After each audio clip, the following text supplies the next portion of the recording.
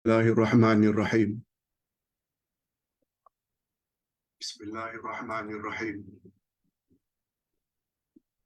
Alhamdulillah nahmaduhu wa nasta'inuhu wa nastaghfiruh. Wa na'udzu billahi min shururi anfusina wa min sayyiati a'malina. May yahdihillahu fala mudilla lahu wa may yudlil fala hadiya lahu. Asyhadu an la ilaha illallah wahdahu la syarika lah wa asyhadu anna Muhammadan abduhu wa rasuluh la nabiyya ba'dah. Allahumma salli wa sallim ala nabiyyina Muhammad wa ala alihi wa sahbihi ajma'in amma ba'd.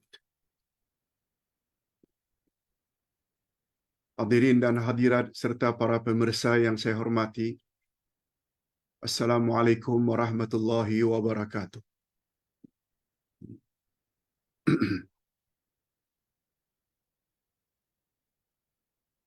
Alhamdulillah, kita bersyukur sekali lagi pada hari yang penuh berkat ini, hari Jumaat, selain kuliah duha tadi pagi, kita juga berpeluang untuk mendengar kuliah setelah asar, bermula jam 5.30, dengan tajuk Hukum Ziarah Kubur. Bahagian yang kedua. Minggu lalu, kita telah memperkatakan tentang salah satu perkara yang boleh merosakkan akidah, ialah jika kita menjadikan masjid sebagai tempat ibadat. Kita sudah jelaskan makna menjadikan masjid atau menjadikan kuburan sebagai masjid. Kita anggap pada kuburan itu ada kelebihan-kelebihan tersendiri.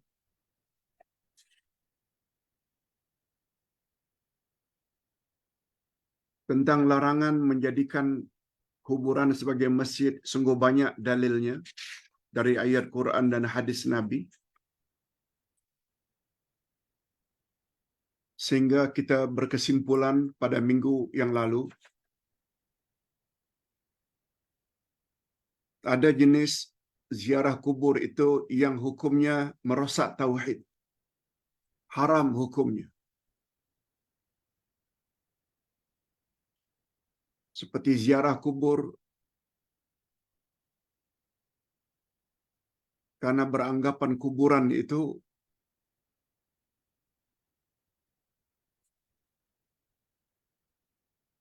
dengan meminta kepada penghuni kuburan tersebut dapat murah rezeki, dapat anak, dikabulkan hajat,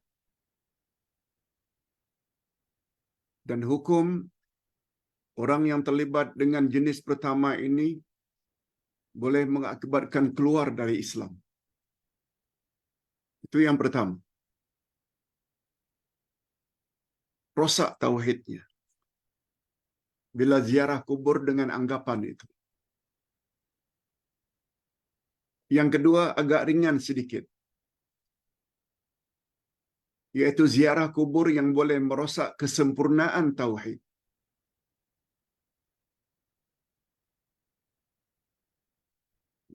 Bila hanya beranggapan kononnya berdoa di atas kubur-kubur tertentu adalah lebih mustajab, lebih makbul berbanding tempat-tempat yang lain. Tahapnya tauhidnya boleh rosak. Kalau yang pertama tadi boleh keluar Islam,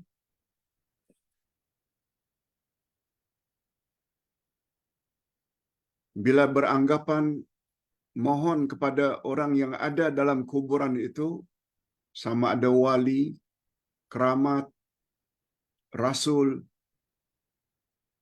kononnya dapat menolong tercapainya hajat, itu boleh terkeluar dari Islam, itu sangat bahaya. Yang kedua, dapat merosakkan kesempurnaan tauhid. Atau dengan kata lain, tergolong ke dalam syirik kecil.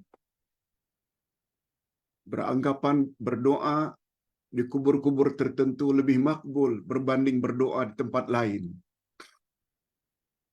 Dan yang terakhir, hukumnya bid'ah atau haram. Antara lain meninggikan kuburan, membina Ka'bah di atas kuburan, sebagaimana yang dilakukan oleh orang-orang Syiah terhadap kuburan Khomeini, semua kita tahu. Memagar kuburan, memasang kelambu, memasang lilin dan lampu, semuanya itu haram. Okey, sekarang kita masuk pelajaran baru. Hukum ziarah kubur. Sebagaimana kita sama-sama maklum,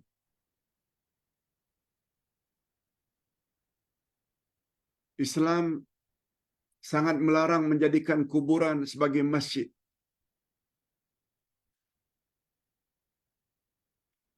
Sungguh banyak ayat-ayat Quran dan hadis Nabi yang sahih yang melarang perbuatan tersebut. Karena itu adalah perbuatan orang-orang kafir.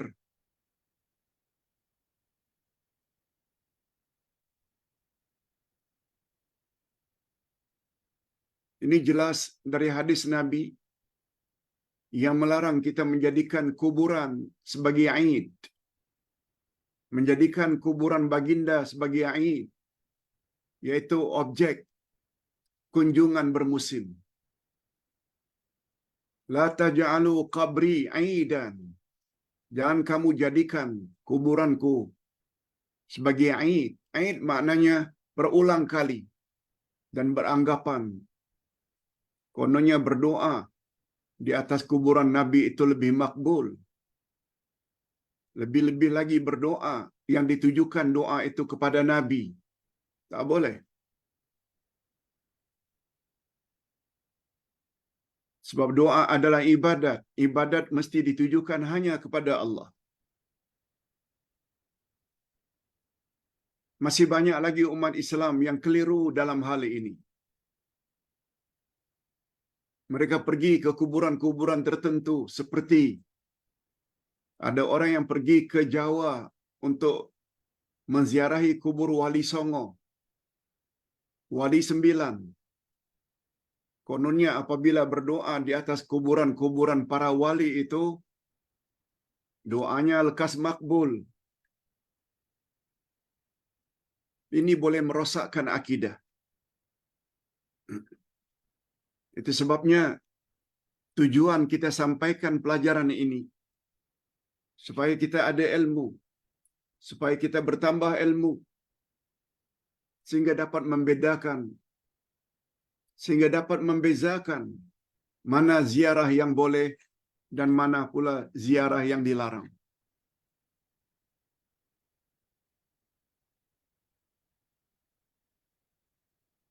Islam tidak melarang ziarah kubur, malah menganjurkan sangat.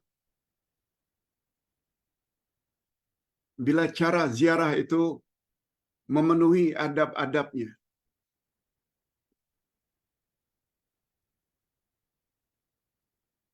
Coba dengar sabda Nabi. Coba lihat muka surat 124. 124. 124.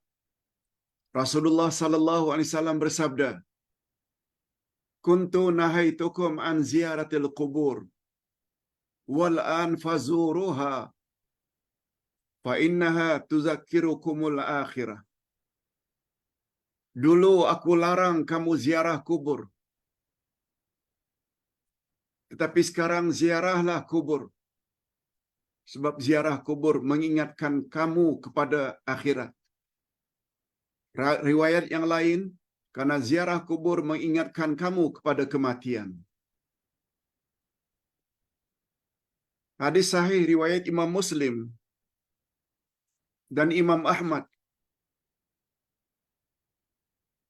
Kalau ditanya mengapa dulu mula-mula Nabi larang, jawab singkatnya, karena orang-orang Arab dulu adalah orang-orang yang menyembah kuburan. Lalu mereka memeluk Islam. Nabi SAW bimbang. Andai kata orang-orang musyrikin penyembah berhala dulunya memeluk Islam, langsung dibolehkan ziarah kubur, Nabi bimbang. Keyakinan yang lama itu masih lagi segar dalam ingatan mereka. Itu maksudnya dulu, mula-mula kamu memeluk Islam, aku larang kamu ziarah kubur. Tetapi setelah kamu punya akidah, tauhid, mantap, ziarahlah. Tidak ada masalah. No problem. Sebab kamu sudah tahu perkara-perkara yang dilarang. Dalil yang kedua, Nabi juga pernah menyebut, Nabi Muhammad sallallahu alaihi wasallam pernah menziarahi kubur ibunya. Lalu beliau menangis di atas kuburan ibunya dan juga turut menangis orang-orang yang berada di sekitar baginda. Lalu baginda bersabda memberitahu pada sahabat,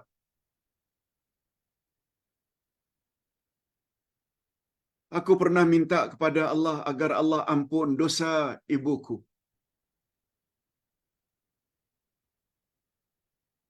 Falam yu'zan li. Tapi Allah tidak izinkan aku.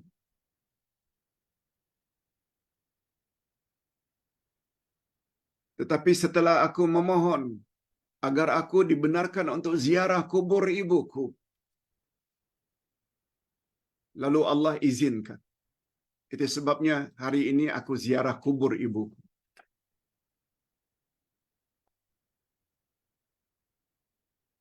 Okey, itu dalil-dalil tentang kebolehan ziarah kubur.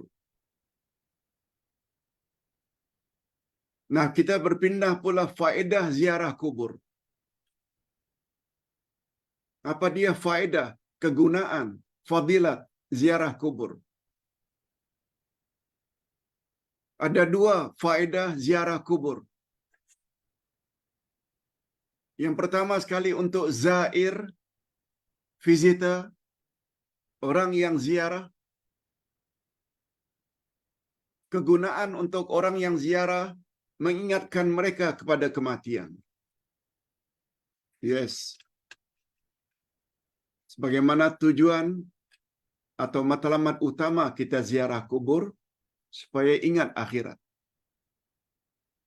Suatu hari kita akan juga seperti itu. Akan mati, akan masuk kubur.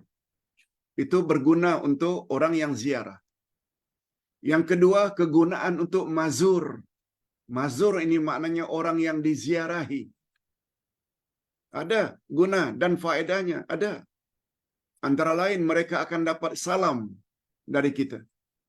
Assalamualaikum ya ahlal kubur. Selamat sejahtera, mudah-mudahan kamu, wahai penghuni kubur. Salam adalah doa. Ditambah pula dengan doa-doa yang lain, istighfar. Allahumma ghfir lahu warhamhu wa'afihi wa'fu anhu. Ya Allah, ampunkanlah dosanya. Terimalah segala amal salehnya. Luaskanlah kuburannya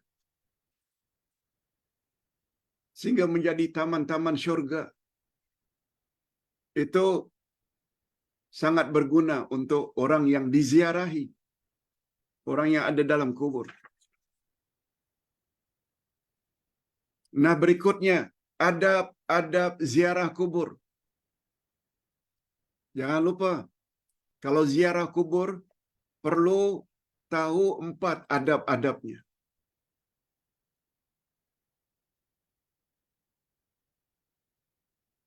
Yang pertama, hendaklah memberi salam. Itu adab.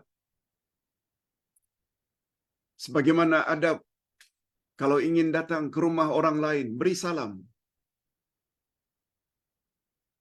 Yang kedua, kita hendaklah berdoa untuk kesejahteraan penghuni kubur. Doa ya, bukan baca Quran. Baca Quran tidak digalakkan di atas kuburan. Yang betul doa. Apalagi Nabi Muhammad sallallahu alaihi wasallam pernah bersabda,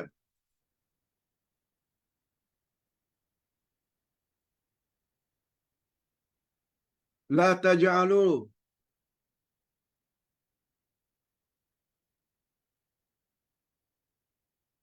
Nabi Muhammad sallallahu alaihi wasallam bersabda,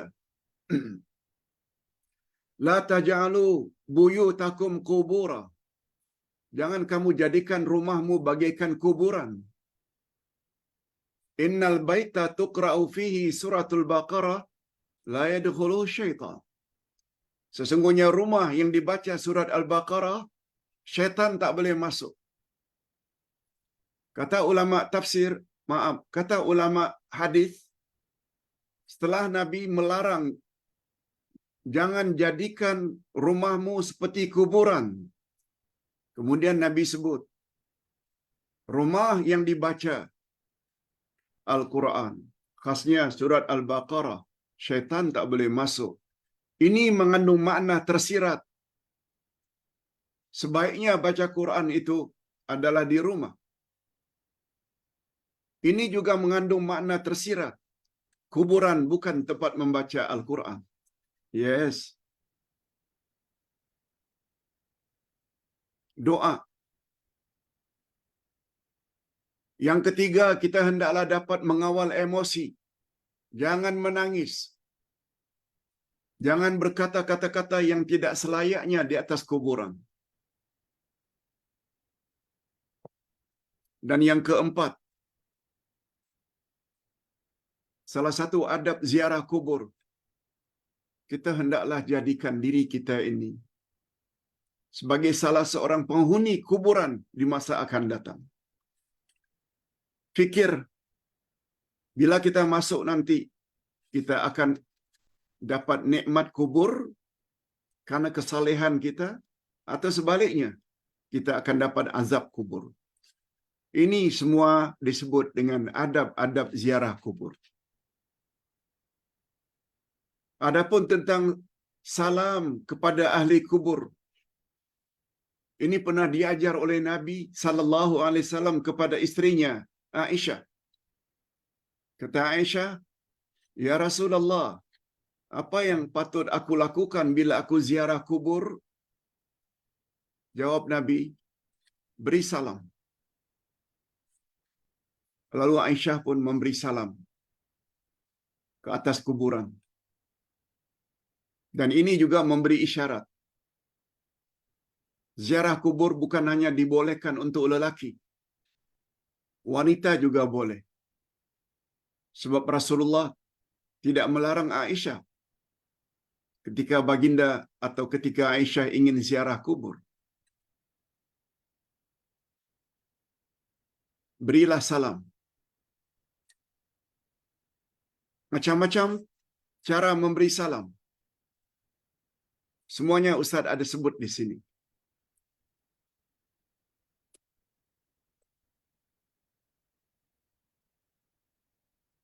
Ada bacaan yang pendek, ada bacaan yang panjang.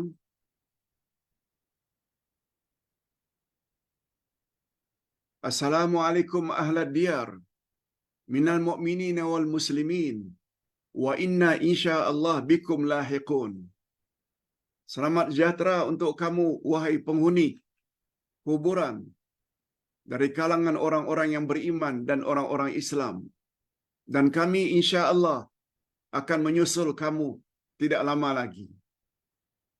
Itu antara lain bacaan. Nah, sekarang kita berpindah pula pembahagian ziarah kubur. Jenis-jenis ziarah kubur. Rupanya seperti amalan atau pelajaran terdahulu tentang tawasul. Ada yang masyru', ada yang bid'i. Ada yang digalakkan, ada yang disyariatkan dan hukumnya, dan ada pula yang bid'ah. Rupanya ziarah kubur juga ada dua macam. Ada namanya ziarah syar'iyah, dan yang kedua ada namanya ziarah bid'iyah. Ziarah syar'iyah kita dah sebut tadi tentang adab-adabnya, tentang kegunaannya.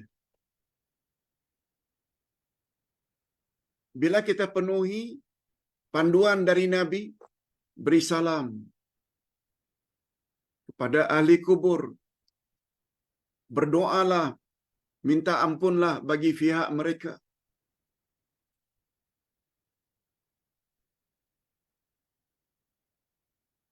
Jangan sekali-kali minta kepada penghuni kubur atau beranggapan kubur itu bila berdoa di atasnya lebih makbul. Jaga itu. Itu namanya ziarah syar'iyah.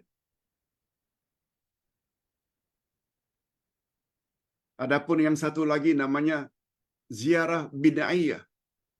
Ziarah yang dilarang. Hukumnya bid'ah.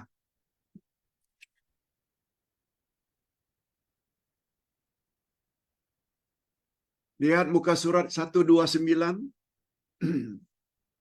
Apa kata Nabi sallallahu alaihi wasallam? Maksud ziarah bid'iyah ialah ziarah yang tidak mengikuti kehendak syarak atau tidak mengikuti adab-adab yang telah dijelaskan oleh Nabi sallallahu alaihi wasallam. Apa contohnya Pak Ustaz? Mengusap-ngusap kuburan. Mengusap-ngusap tiang nisan atau batu nisan. Mencium kuburan. Mentang-mentanglah orang yang ada di dalamnya itu orang yang dia kasihi. Barangkali ibu bapaknya, tuan gurunya, atau suaminya, atau istrinya, dicium-cium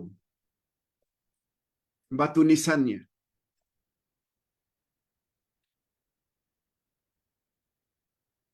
Dan juga termasuk ke dalam ziarah bid'iyah. Bila beranggapan berdoa di atas kubur-kubur tertentu itu lebih makbul. Hati-hati. Andai kata pada zaman dahulu pernah dibuat. Tolong, bapa-bapa dan ibu-ibu serta para pemirsa, tobat segera. Minta ampun pada Allah dengan tobat nasuha. Jangan buat lagi. Yang kedua, menyesal karena dulu tidak dengar ceramah seperti ini.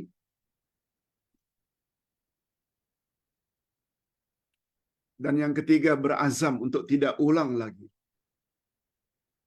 Itu syarat tobat nasuha. Allah akan terima. Bertobat, istighfar.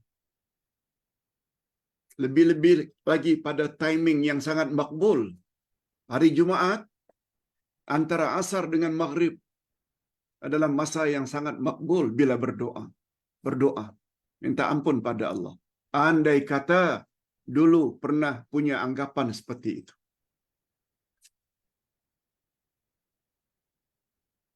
Nah, hadirin dan hadirat, bahagian yang terakhir,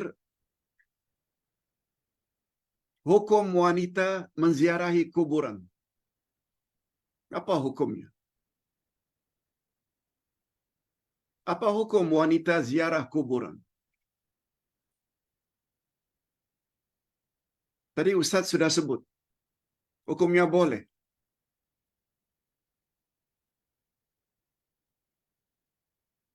Cuma Ustaz pernah ditanya oleh seseorang yang baru kematian suami. Dalam iddah 4 bulan 10 hari, boleh tak ziarah kubur suami? Ustaz pernah jawab, tak boleh. Sebab itu bukan darurat, bukan emergency. Sebagaimana emergensinya kita pergi ke hospital karena sakit, ke bank karena tak dibenarkan mengeluarkan uang dari bank. Sedangkan kita joint account dengan almarhum suami, mesti datang sendiri. Itu namanya emergency. Kaedah ada menyebut ad-darurat tubihul mahzurat. Bila sampai ke peringkat darurat, emergency, hukum yang asalnya tak boleh menjadi boleh. Mencari makan, karena tak ada orang yang boleh diminta tolong mencari makanan, itu darurat. Tapi ziarah kubur suami, itu bukan darurat dalam masa iddah. Banyak-banyak saja berdoa agar suami mendapat ampunan Allah Azza wa Jalla dalam kubur. Tak semestinya mesti ziarah. Itu tidak termasuk emergency.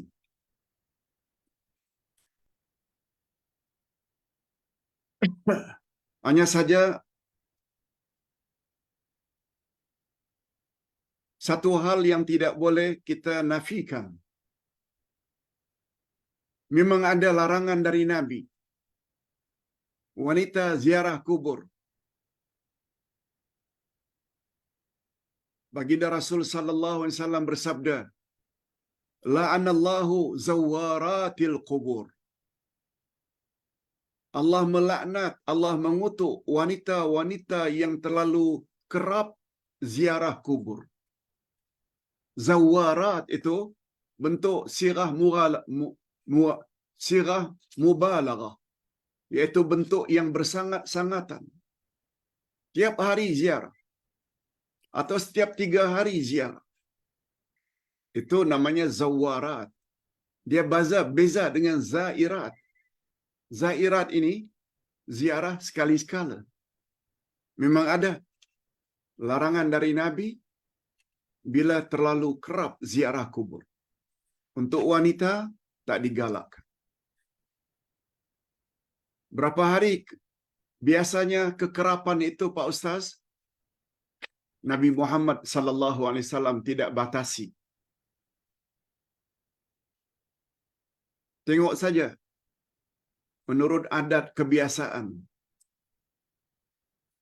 Tiap hari pasti termasuk terlalu kerap, atau 3 hari. Mungkin 2 minggu sekali, sebulan sekali, tak mengapa insya-Allah. Hadirin dan hadirat rahimakumullah. Minta maaf kalau kuliah kita tengah hari, kalau kuliah kita sebelah petang ini cukup setengah jam saja dan tidak diikuti dengan soal jawab. Karena sebentar lagi Ustaz akan berangkat ke Melaka untuk menyampaikan apa yang patut disampaikan di sana. Mohon doa, mudah-mudahan perjalanan Ustaz pergi dan balik dalam keadaan selamat. Ustaz sehari suntuk di sana, bermula malam ini, program bermula dari esok pagi sampai ke petang, dan petangnya akan balik insya-Allah ke Kuala Lumpur untuk seterusnya ada 2 kuliah pada hari Ahad lusa. Kuliah subuh dan kuliah duha jam 10.30. Mohon doa. Terima kasih. Kita akhiri dengan doa. Alhamdulillahirabbil alamin. Wassalatu wassalamu ala asyrafil anbiya'i wal mursalin wa ala alihi wa sahbihi ajma'in. Ya Allah, ya Tuhan kami, Engkau Maha tahu bahwa hari ini adalah hari Jumaat. Kami berdoa pada timing yang sangat makbul, sebagaimana dikatakan oleh para ulama, yaitu antara asar dengan maghrib. Oleh sebab itu, kabulkanlah segala doa-doa kami. Oleh sebab itu, bagi kami dan para jamaah yang sedang sakit, sembuhkanlah penyakit mereka, ya Allah, sebab Engkau Maha Penyembuh. Kalau ada di kalangan jamaah kami yang hidup susah, senangkanlah dan cukupkanlah kehidupan mereka, ya Allah. Kalau ada di antara jamaah kami yang banyak melakukan dosa, ampunkanlah dosa-dosa kami, ya Allah, dan dosa-dosa mereka. Kami juga mohon kepadamu, ya Allah, hancurkanlah, binasakanlah Sahyoniyah atau Zionisme Israel yang telah berlaku zalim terhadap saudara-saudara kami di Palestin. Ya Allah, ya Tuhan kami, tolonglah mujahidin, tak kira di mana mereka berada, terutama mujahidin Palestin, birahmatika ya arhamar rahimin. Sebab kami yakin kemenangan suatu perjuangan bukan terletak kepada banyak, ramai, sedikitnya tentera mereka. Bukan terletak kepada canggihnya persenjataan mereka. Tapi sangat terletak kemenangan itu kepada pertolongan-Mu. Engkau mempunyai tentera bermacam-macam, ya Allah. Api adalah tenteramu, angin adalah tenteramu, air adalah tenteramu, malaikat adalah tenteramu. Oleh sebab itu, kami mohon, ya Allah, kiranya Engkau kerahkanlah tentera-tenteramu itu untuk membantu saudara-saudara kami di Palestin. Birahmatika ya arhamar rahimin. Wa sallallahu ala nabiyyina Muhammad wa ala alihi wa sahbihi ajma'in. Subhana rabbika rabbil izzati amma yasifun. Wa salamun alal mursalin walhamdulillahi rabbil alamin. Subhanakallahumma wa bihamdik, asyhadu an la ilaha illa anta astaghfiruka wa atubu ilaik. Wassalamualaikum warahmatullahi wabarakatuh.